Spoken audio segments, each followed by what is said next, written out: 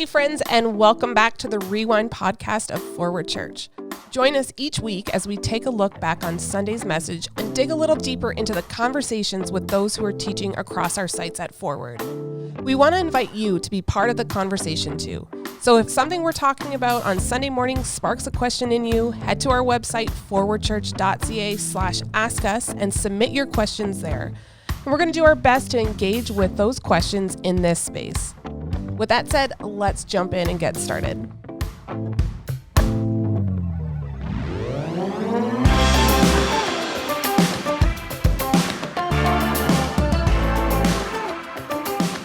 Hey friends, and welcome back to the Rewind podcast of Forward Church. Andrew Nunn, student ministry pastor and podcast host here. Along with me is Derek Fuller, our teaching pastor for this past weekend. And you've worked us into week 2 of Strength for the Scattered. Yes, I did.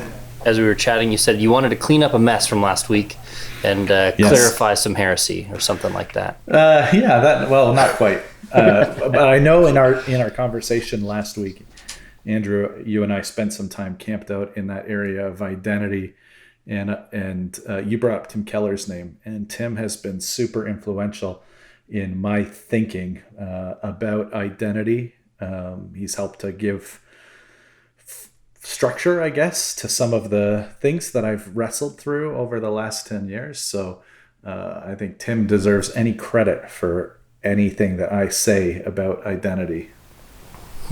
Well, what you said was brilliant and aligned very well with what I've heard Tim say before. So we'll give you like 23% credit and the rest can go to Tim.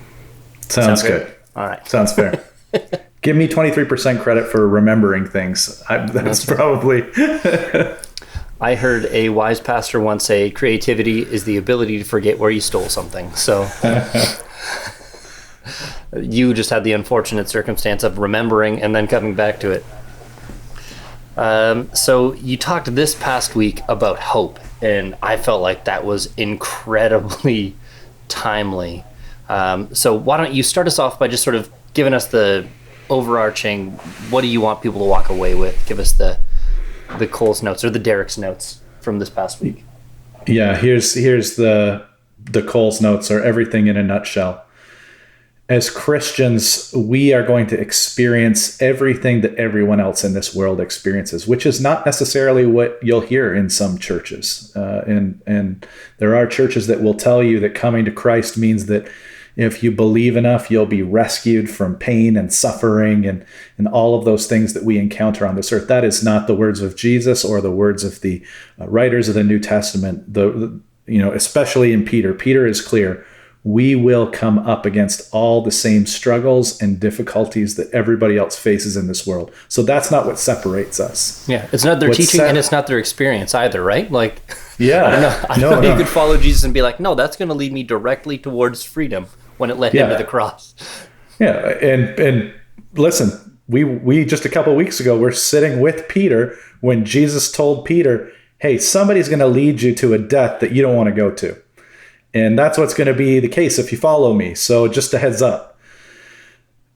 So Peter speaks from experience, and yet what he wants us to know is there is something that we have that's different than everybody else.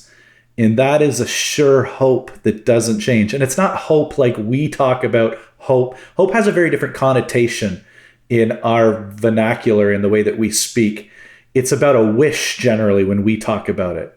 Right? That is not the context of hope. When Peter speaks of hope, he is saying there is this thing that is sure, that is certain, and keep your eyes and your heart fixed on that, because that is what is waiting for you, even as you go through all the difficulties of this present age. Yeah, I like that distinct. I think it's really helpful and right. Like the way I flippantly use the word, like I hope the NHL will return for the 24-team playoff thing and all that sort of stuff. That it's something. Yeah, like how long have you been hoping for the Leafs to win the cup? Why do you have to go there? Like you win one championship and all of a sudden you're on your high horse. For those of you who don't know, Derek is a very large Raptors fan, and I have been feeling that this past calendar year. Yes. Yes. So for those of us who need hope, i.e., all sinful humanity and Leafs fans, we look out at our world today, and in light of all the things that are going on, that racial tensions south of the border, injustice, division, how would you put on your pastor hat and say, like, how do I communicate this hope to people who need it?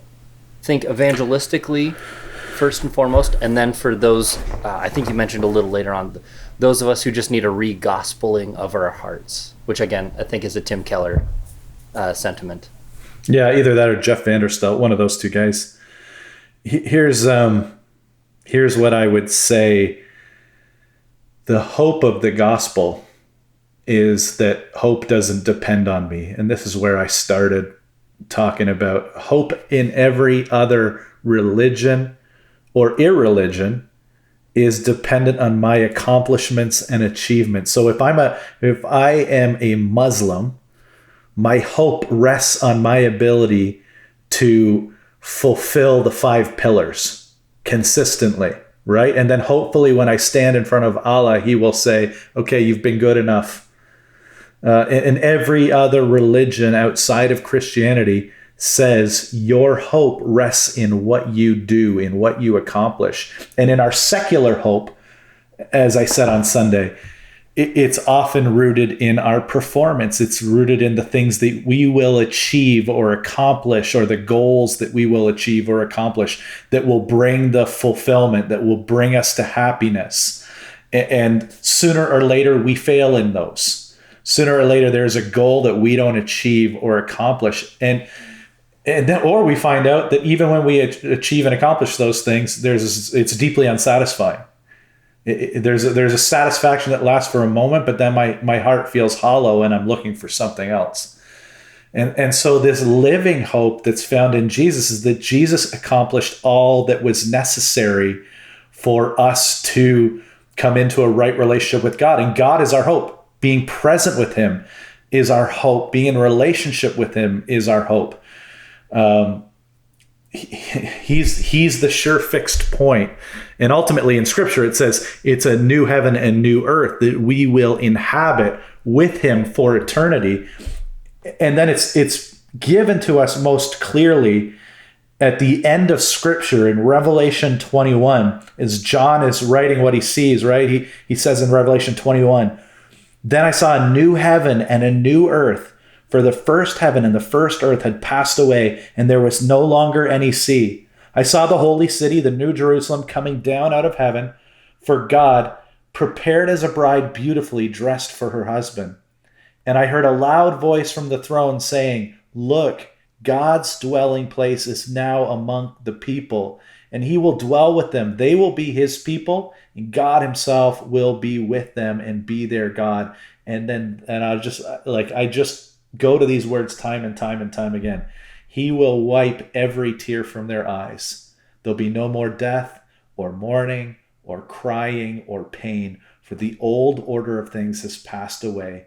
He who was seated on the throne said, I am making everything new. Then he said, write this down, for these words are trustworthy and true. And that's where our hope lies, that this is not the end of the story. This is our Friday, Saturday in that Easter narrative, right?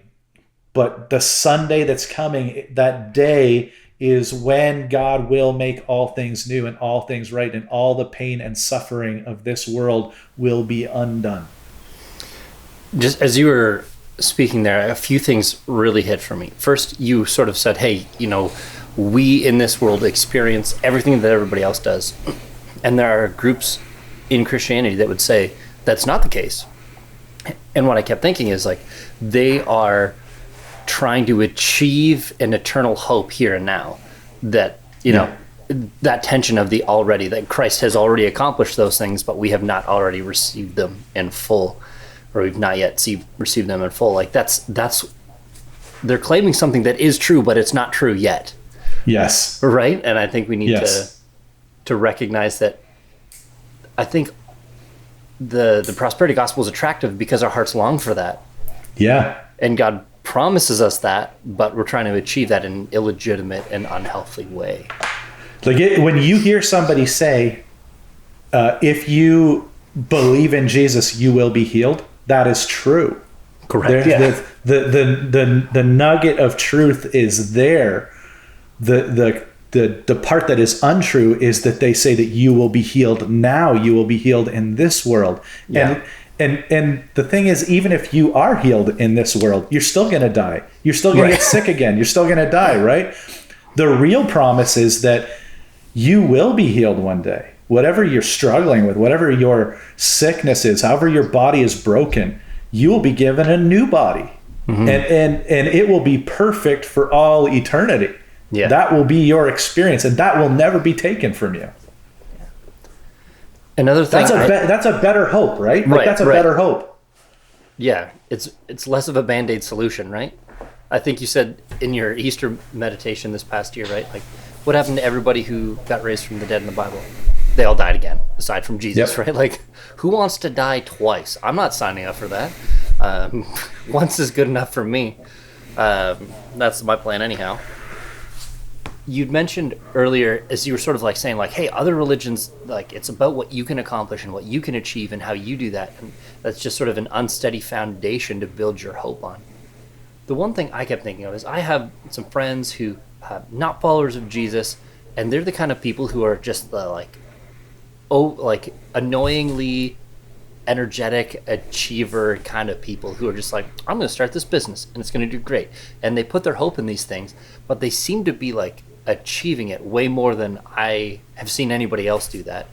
And then even if they do have some sort of failure, they just sort of like reframe that in their own mind to be like, hey, this isn't a failure. This is a relearning opportunity. Now I'm going to retool and achieve this. And I just find that's an incredibly difficult spot for me to preach hope and gospel into them. And just looking for some helpful wisdom from a friend here, like, how do I preach the gospel to somebody who just keeps relying on themselves and seemingly, in spite of any evidence that they can achieve all this stuff on their own, they're doing it, and then when they fail, they just sort of like do some mental gymnastics and recalculate and keep going. Yeah, I think that's tough, right? And I'm not sure I have a solution for you except to continue to be present in their life, because sooner or later that hope will fail. And like that seems like not a in some ways I feel like, oh, what a downer I am, but yet it's only when we come to the end of ourselves that we realize we need something other than ourselves. And as long as people keep on succeeding, and oftentimes the honest truth is they're not really succeeding. When you get them in those quiet moments, they'll admit this I've still accomplished all these things, and yet I feel like there's something missing.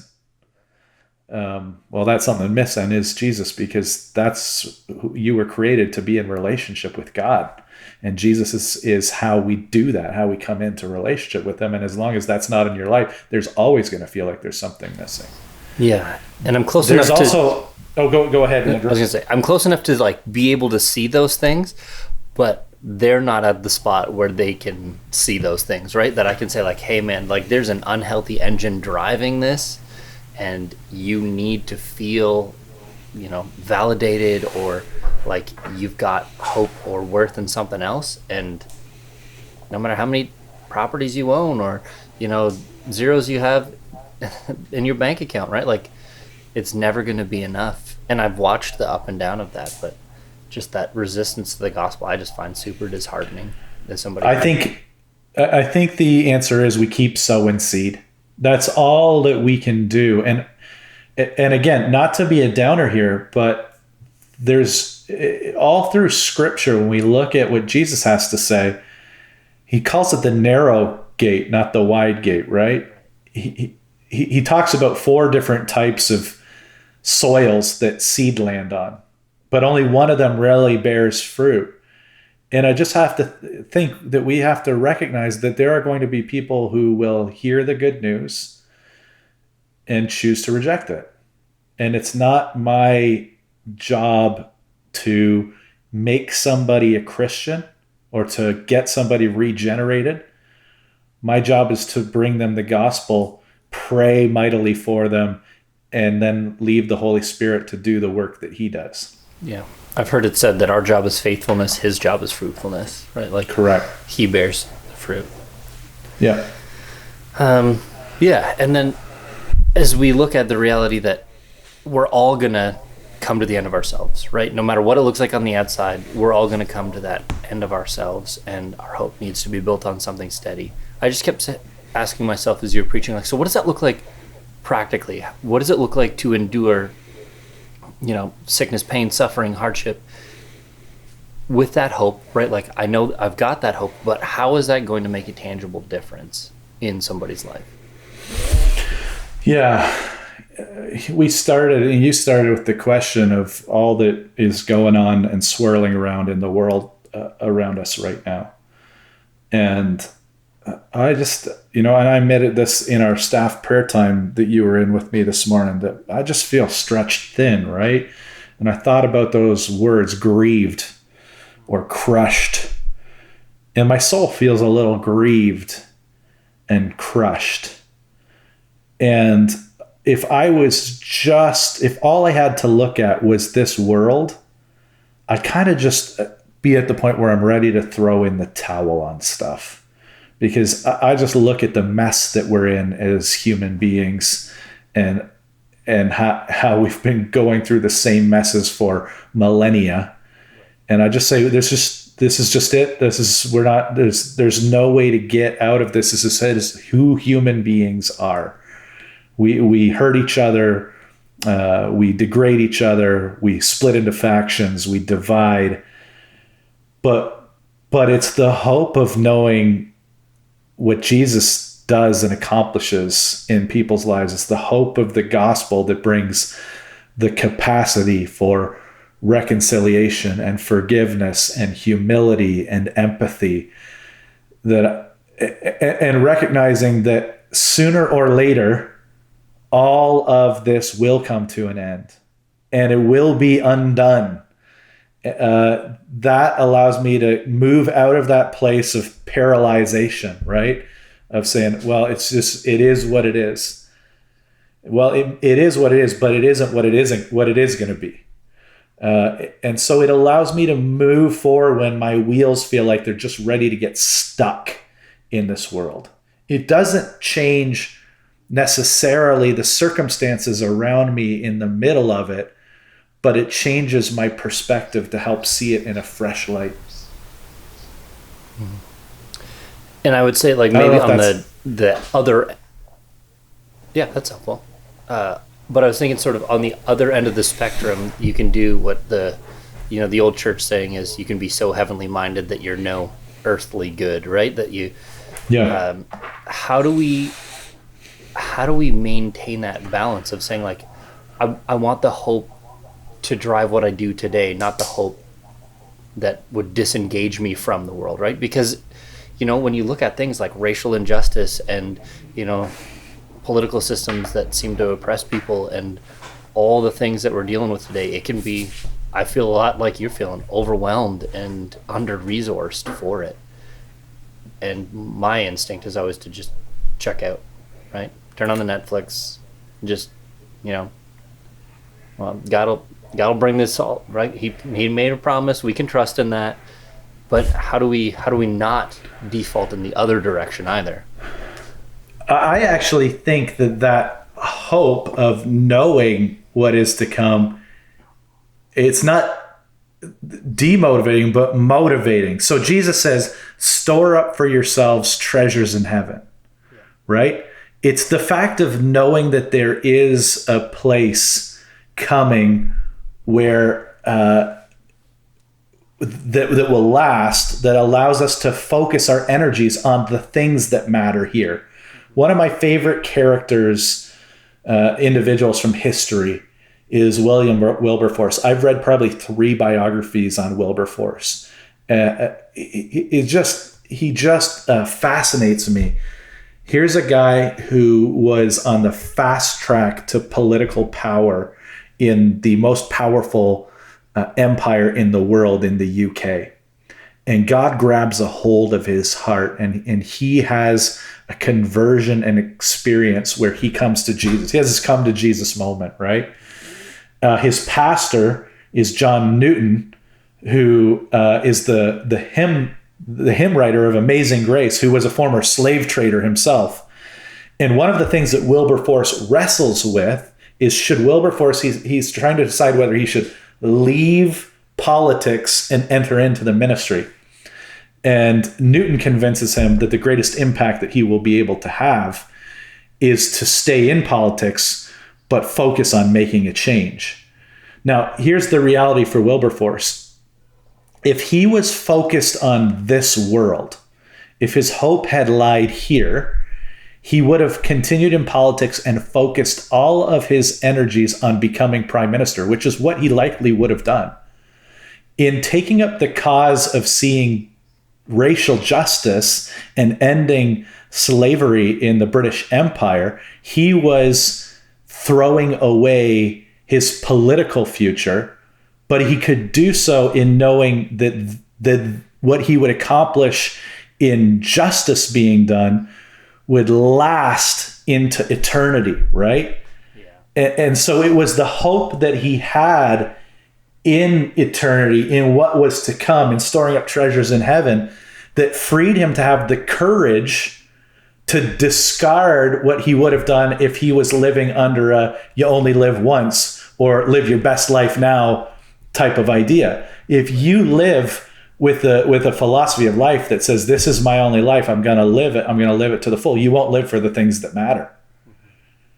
And so I just think that yes, there's the danger of allowing a hope in a new heaven and new earth to get corrupted, to demotivate us. But when we understand it in context, and we understand that there's things that we can do now that will matter for eternity, eternity drives us to do the things that matter.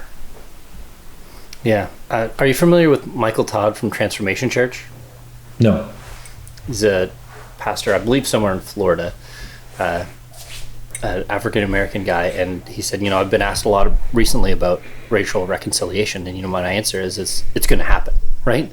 When we look at in Revelation, we see, every nation, tribe, tongue bowing before the name of Jesus. And he said, and I can't wait, so I don't wait. And I was like, ooh, that'll preach right there. Yeah, so good. That's so good, right? So, we drive towards the things that bring the kingdom here, knowing that we will someday experience it in its fullness. And those things will matter. Those are the things that will count. Those are the people that we reach now, that we bring the hope of the gospel to now. Those are the people that we will spend eternity with in heaven. That really is the primary driver for us. That there are people who right now do not have the living hope of Jesus, that we can invest our life to see as many people come to Jesus as possible, because we'll spend it so that we can spend eternity with them. That lasts. Yeah. And I love, a lot of the first part of your message was just sort of like explaining like, hey, even in the face of all this, we have hope, and this is our hope, we can hold on to that. And then you started talking about how, but these circumstances that, you wouldn't choose, you don't desire necessarily, God actually uses those things. And you talked about metallurgy and the refining process. And I just want to know how many times in your head you sang the old, like, late 90s worship song, Refiner's Fire, to yourself while preparing that message. Many, many times. I was in youth group at that point.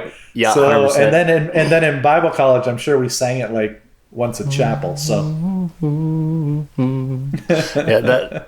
I was like, Derek, you just ruined my Sunday afternoon. There's a lot of campfires around a campfire. That song came out. Now, theological question for you.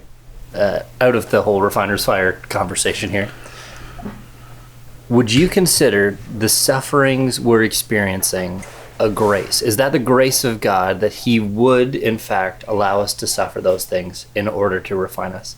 Or, like, there's always these two tensions in my head, like, God won't intentionally make you suffer, ? Or will he? Or is it that God takes what was intended for evil and uses it for good? Or is it both? Does he do both of those? Is it one?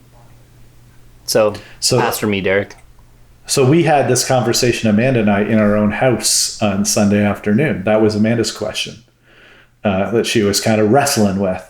And I do think it is the refining grace of God. I even use that terminology in my sermon, that it's when we go through trials, it is actually an evidence of God's love and grace, because he's purifying us and taking out those impurities that keep us from the fullness of strength and beauty, which he wants to take us to. Listen, does God cause suffering in our life? Does he bring evil into our life? No, God is not the author of evil, but he can use evil for good. I think that's the message of the cross, right? If we don't believe that as Christians, we don't believe anything. We believe that God takes the most evil moments and uses them for the greatest good. And I think when Amanda and I talked about it, I reminded her of, as a teacher, her engagement with kids. I said, you've got kids in your class and you will ask them to do hard things. You'll ask them to do things that feel like they're beyond their ability in that moment. And they'll come to you and want you to fix it and give them the answers to what they're trying to do. I said, but because you're a good teacher and you know what is in them, you know what you're trying to unlock in them, you let them work their way through it so they can become who they're meant to be as students, right? Because on the other side of that, you see the goal. And I think as parents, we know that. Sometimes we let our kids struggle with things. We let them work through hard stuff. There's part of us that wants to jump in and keep it from them, right? And yet we know for their good, for the best, they have to go through this thing because they will come out the other side of it better for it. And that's and if we know that as human parents, how much more does God, as our heavenly perfect Father, know that for us?